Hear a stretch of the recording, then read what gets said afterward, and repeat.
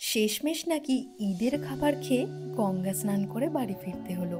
ঘটনাটা কি হয়েছে সেটা জানার জন্য আমাদের পুরো ভিডিওটা কিন্তু দেখতে হবে। আজকে আমরা চলে যাচ্ছি বিরাট একটা নিমন্ত্রণ বাড়িতে, যেখানে আজ আমাদের ঈদের পার্টির নিমন্ত্রণ ছিল। আমাদের এই পার্লারের একজন ভীষণ মিষ্টি ক্লায়েন্ট আমাদেরকে ইনভাইট করেছিল তাদের বাড়িতে ঈদের পার্টির জন্য। আমরা কিন্তু মামা মামি সবাই মিলে চলে গিয়েছিলাম তার বাড়িতে। চারিদিকে তোমরা দেখতে পাচ্ছ রাস্তায় কত সুন্দর আলো জ্বলছে, কত আলো, কত রোশনাই, যেমন মনে হচ্ছিল আমাদের দুর্গাপুজো। কিন্তু সত্যি বলতে, ধর্ম যার যার, উৎসব সবার কথাটার আজকে কিন্তু মাহাত্ম্যটা সত্যি বুঝতে পেলাম। পৌঁছে গেছি আমরা ভেনিউতে, অ্যান্ড তোমরা দেখতে পাচ্ছ কত সুন্দর আলো রোশনাই, কত কিছু। সব আলো রোশনাই তো ছিল, কিন্তু একটা জিনিস আমাকে অবাক করছিল, সেটা হচ্ছে এখানে কোনো গান বাজনা ছিল না বা কোনো স্পিকার ছিল না, সব শান্ত ছিল। ঈদের কথা শুনলেই আমাদের হিন্দুদের যে কথাটা সবার আগে মনে পড়ে সেটা হচ্ছে খাবার দাবারের। আমরা কিন্তু সেই খাবার দাবার নিয়ে আলোচনা করছিলাম, কিন্তু অবাক করা কথা হলো যে এইখানে যত লোক ইনভাইটেড ছিল তাদের মধ্যে 80% ছিল হিন্দু, এবং ম্যাক্সিমাম মানুষ কিন্তু আমাদের পাড়ারই, আমাদের চেনা পরিচিত ছিল। তার জন্য আমাদের আর কোনো টেনশন হয়নি।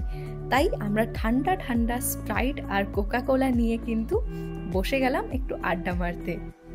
এই দিনটাতে কিন্তু ভীষণ গরম ছিল, তার জন্য কোক হচ্ছে মাস্ট ইম্পর্টেন্ট একটা জিনিস শরীরকে ঠান্ডা করার জন্য। এই যে চলে এসছে আমাদের মিষ্টি ক্লায়েন্ট, যিনি আমাদেরকে ইনভাইট করেছিল, দেখো কতটা সুইট লাগছে। এখানে আমরা কিন্তু বসে পড়েছি খাবার খেতে, অ্যান্ড সবার প্রথমেই কিন্তু চলে এসছে নান। আমাদের পুরো টার্গেট ছিল যে আজকে যা যা খাবার দেবে আমরা সব খাবো, কারণ ঈদের খাবার কিন্তু আমরা আমাদের জীবনেই প্রথম খাচ্ছি। আমার কাছ থেকে মৌদি একটুখানি টেস্ট করে দেখছিল যে কেমন হয়েছে। সঙ্গে সঙ্গেই কিন্তু আবারও চলে এসছে চিকেন কষা। সত্যি চিকেনটা দিয়ে নানটা খেতে এত সুন্দর লাগছিল, একদম নরম তুলতুলে নানের সাথে একদম নরম তুলতুলে একটা চিকেনের পিস, ভীষণ টেস্টি ছিল।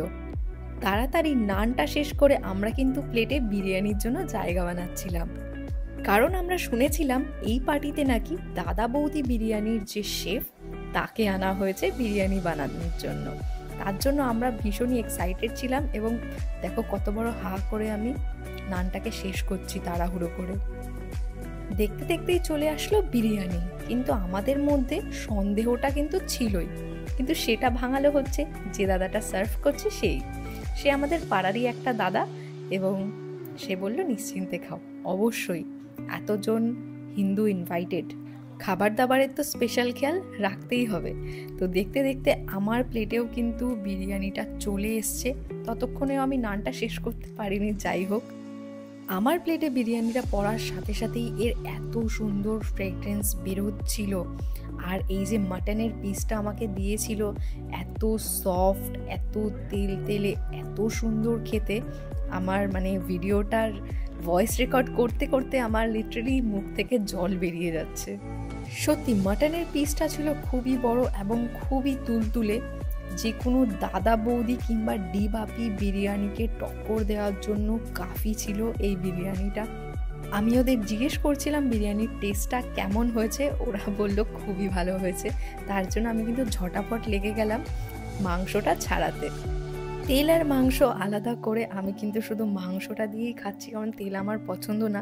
এখানে খেতে খেতে হঠাৎ যিনি আমাদের ইনভাইট করেছে তিনি আমাদের অ্যাটেন্ড করতে চলে এসেছে, তো আমি ওনাকে বলছিলাম আমি কিন্তু ভিডিও বানাচ্ছি। উনি ভীষণ খুশি হয়েছে ভিডিও বানাচ্ছি বলে, এবং উনি আমাদের জিজ্ঞেস করছিল যে বিরিয়ানিটার টেস্টটা কেমন হয়েছে। সত্যি প্রথম বাইটেই আমি বুঝে গেছিলাম বিরিয়ানিটা কোন লেভেলের হয়েছে। যে কোনো ফুড ব্লগারের জন্য আজকের খাবার দাবার কিন্তু স্বর্গের মতন ছিল, কারণ ভীষণ টেস্টি ছিল এবং যাচাই পরিমাণে ছিল, এবং এত টেস্টি ছিল যে এই গরমের মধ্যেও আমরা মাটন খেতে একটুও ভয় পাচ্ছিলাম না। একটার পর একটা আমি মাটন নিয়ে গেছি, টোটাল 4 পিস মাটন খেয়েছিলাম, এবং সত্যি এত ভালো হয়েছিল খাবারটা বলার মতন নয়। একদিকে আমরা খাবার এনজয় করছিলাম, আর একদিকে সবাই পার্টি এনজয় করছিল। আমাদের ফোকাসটা খাবারের দিকেই কিন্তু ছিল।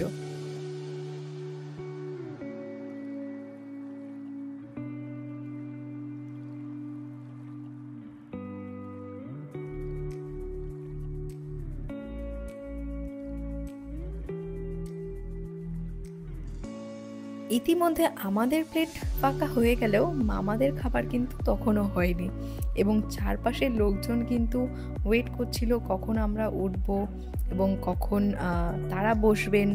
এবং আমাদের শেষ পাতে ছিল হচ্ছে রসগোল্লা। কত সুন্দর সফট, একদম রসে ভরা একটা রসগোল্লা ছিল। এটাও কিন্তু ছিল ভীষণই সুস্বাদু, ভীষণই টেস্টি। তো রসগোল্লা খেয়ে হাতটা ধুয়ে আমরা কিন্তু বেরিয়ে পড়েছিলাম আবার পার্টিটাকে এনজয় করতে।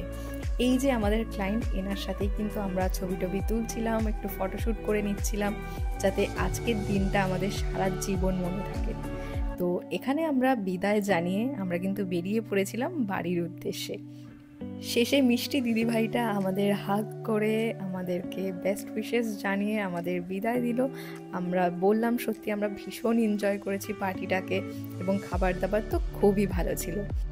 পার্টি থেকে আমরা তাড়াতাড়ি বেরিয়ে পড়েছিলাম, তার জন্য আমাদের কারোরই ইচ্ছে করছিল না একেবারে বাড়ি যেতে। তাই আমরা সকলে মিলে ডিসাইড করলাম যে একটুখানি নৈহাটি থেকে ঘুরে আসি। রাত্রেবেলার গঙ্গার হাওয়ার সাথে এত সুন্দর একটা খাবার, সত্যি অতুলনীয় একটা কম্বিনেশন ছিল। তার জন্য আমরা কিন্তু সবাই মিলে বেরিয়ে পড়েছিলাম গঙ্গার উদ্দেশ্যে। এবং যেতে যেতে এত সুন্দর হাওয়া, এত সুন্দর এনভায়রনমেন্ট, শান্ত পরিবেশ, সত্যি আমরা ভীষণ এনজয় করেছিলাম দিনটাকে। কিন্তু ঘাটে পৌঁছাতেই আমরা অবাক, তখন বাজে প্রায় 12:30 এবং ঘাটের মধ্যে অনেক লোকজন ওয়েট করছিল। আমরা ভাবছিলাম যে হয়তো কেউ মারা গেছেন, তার বাড়ির লোকেরা হয়তো এসছে, কিন্তু আমাদের ভুলটা ভাঙলো তখনই যখন দেখলাম যে এক এক করে এরকম প্রচুর মানুষ আসতে শুরু করেছে। আমরা বুঝতে পারিনি যে এত রাত্রেবেলা গাড়ি ভর্তি করে লোকজন কেন আসছে, গাড়ি টাড়ি সাজিয়ে কেন হঠাৎ আসছে। তারপরে তাদের মুখে ভোম্ভলের সুর শুনতে পেয়ে আমরা বুঝে গেলাম, আচ্ছা রাত পোহালেই তো শিব পুজো, তার জন্যই এরা গঙ্গা স্নানে এসছে। আমরা গঙ্গা স্নান করতে পারিনি, কিন্তু এনাদের গঙ্গা স্নান করতে দেখে আমাদের মনটাও কিন্তু খুব খুশি হয়ে গেছিল। এখন বাজে প্রায় রাত 2:30, আর গঙ্গার ঘাটে এত লোক সত্যি ভাবা যায় না। তো এত লোকজন দেখে আমরা তো খুশি হয়ে গিয়েছিলাম, কিন্তু বাড়ির জন্য আমরা লেট করছিলাম, বাড়িতে যেতে হতো। দেখতে দেখতে আরও একটা টেম্পো চলে এসেছিলো লোক বোঝাই করে। তো সেখান থেকেও কিন্তু প্রচুর মানুষ নামলো শিবের নাম নিতে নিতে।